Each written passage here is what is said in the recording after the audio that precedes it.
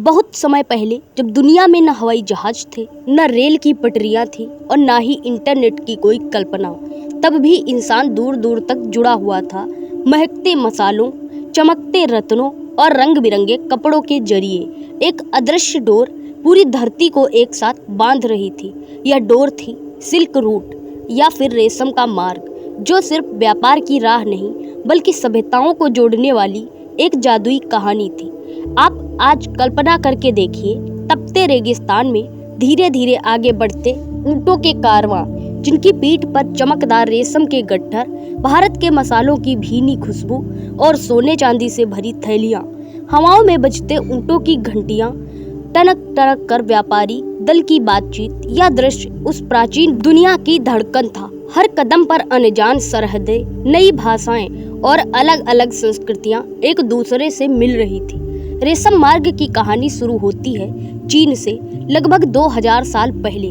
चीन के हान वंश समय में जब रेशम बनाने की कला दुनिया के लिए रहस्य, तब रेशम की मांग रोम जैसे दूरस्थ साम्राज्यों तक फैल चुकी थी। रेशम की चमक और मुलायमियत ने यूरोप को दीवाना बना दिया था। इस कीमती वस्त्र की तलाश में व्यापारी खतरनाक पहाड़ों और तपते रेगिस्तानों को पार करने लगे। यहीं से जन्म हुआ सिल्क रूट का एक ऐसा विशाल मार्ग जो चीन से मध्य एशिया, फारस, मिस्र, रोम और भारत तक फैला।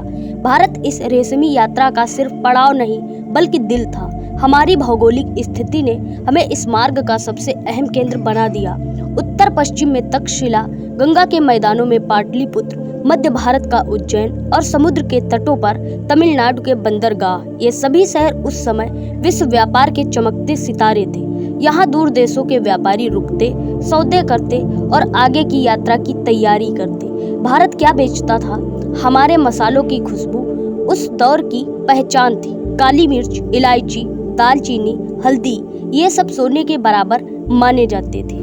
रेशमी कपड़े, सूती वस्त्र, नील कीमती रत्न, मोती और हाथी दांत दूर दराज तक पहुंचते थे। भारतीय शिल्पकारों की कारीगरी इतनी प्रसिद्ध थी कि रोमन साम्राज्य के अमीर घरों में भारतीय कपड़े और सजावटी वस्तुएं शान से रखी जाती थी। हमारे व्यापारी सिर्फ सामान ही नहीं ले जाते थे, विज्ञान, संस्कृति और संगीत का भी आदान प्रदान करते थे। सिल्क रूट सिर्फ सूखी जमीन तक सीमित नहीं था, समुद्री व्यापार भी उतना ही चमकदार था। भारतीय जहाज, जिनके मस्तूलों पर रंग बिरंगे पाल फहराते, अरब सागर और बंगाल की खाड़ी से होते हुए पूर्वी अफ्रीका और इंडोनेशिया तक पहुंचते थे।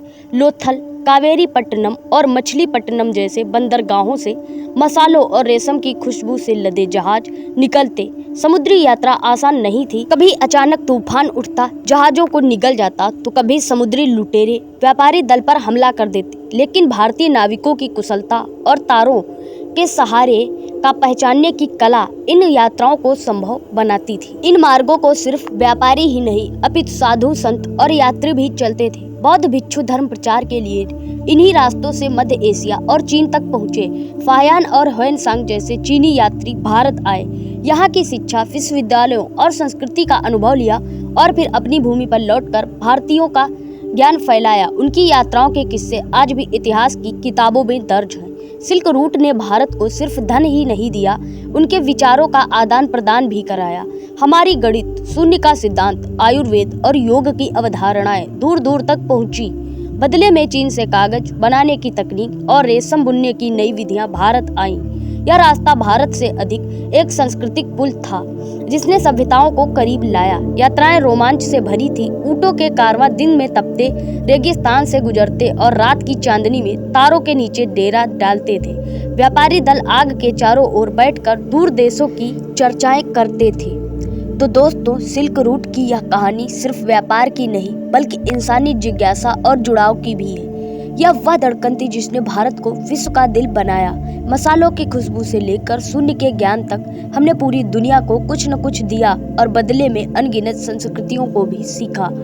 आज जब हम इंटरनेट और हवाई जहाज के युग में हैं, तो यह याद रखना जरूरी है कि हजारों साल पहले हमारे पूर्वज बिना किसी आधुनिक साधन के पूरी दुनिया को जोड़ चुके थे।